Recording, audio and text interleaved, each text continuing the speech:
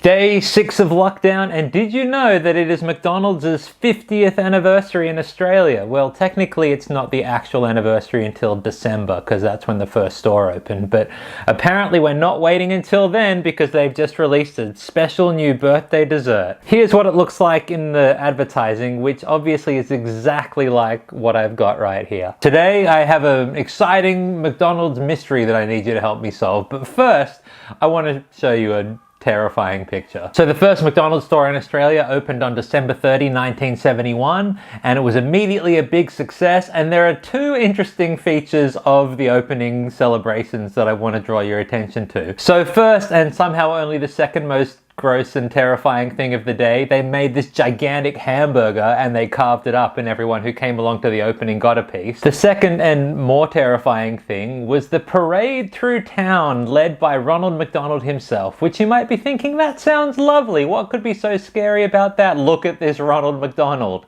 Look at him. He looks like he's gonna unhinge his jaw like a snake and eat that whole burger in one bite. This is the stuff of nightmares. But anyway, the mystery of how McDonald's remained in business despite that terrifying first day is not the one that I want us to solve today. The mystery that I'm trying to get to the bottom of is the McDonald's that opened up on Springvale Road, Glen Waverley in October 1973. This was the first Maccas to open up in Melbourne, and to mark the occasion, they buried a time capsule on the site. According to one article I read, a plaque was placed in the garden bed on the west side of the building to commemorate the opening, and as you can see, here's what it says. This time capsule was sealed in place on Tuesday, October 2nd, 1973 to mark the grand opening of this restaurant, which was the first to be established in Victoria. The time capsule will be opened on October 2nd, 2000. It contains the following items: daily and local newspapers for Tuesday, October 2nd, 1973. Okay. Currency, coins to the value of a Big Mac.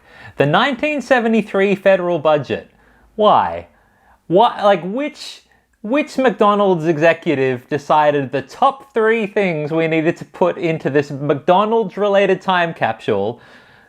Some newspapers, some money, and the budget? Fourth and finally, various McDonald's equipment and the items of interest from the year 1973.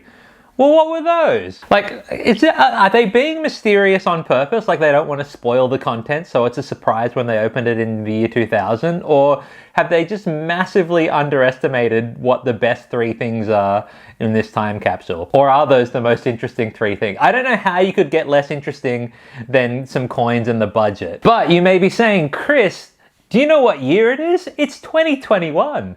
That's 21 years after the year 2000. So surely someone's dug up this time capsule and we can know what was inside.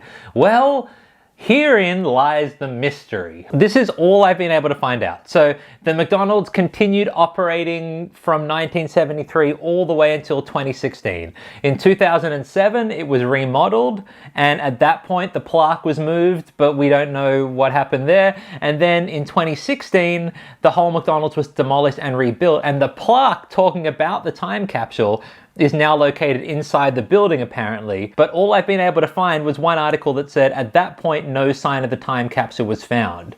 So what happened? Feels like it was either it got lost or stolen or destroyed sometime between 1973 and 2000, or it got dug up in the year 2000 and someone had a look but it's not on the internet, or it got stolen or lost or destroyed in 2007, or it got stolen or lost or destroyed in 2016. But here's the thing though, if they have the stuff, why isn't the stuff on display somewhere? Why can't I know about it? And if they don't have it, why have they still got the plaque up on the wall inside the McDonald's? Like, don't they want to just sweep that under the rug if it got lost and we don't have the time capsule anymore?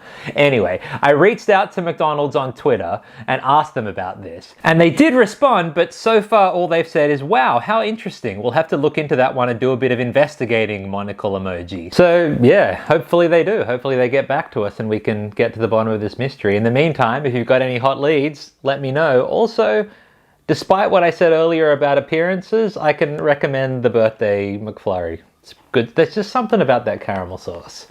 None of this is sponsored by McDonald's, by the way. I'm like, shockingly, despite the 500 subscriber milestone we hit yesterday, McDonald's is still yet to reach out about a major sponsorship pathway for me. So I don't know what to tell you. Maybe that'll come with the investigation report. We'll see. Stay tuned.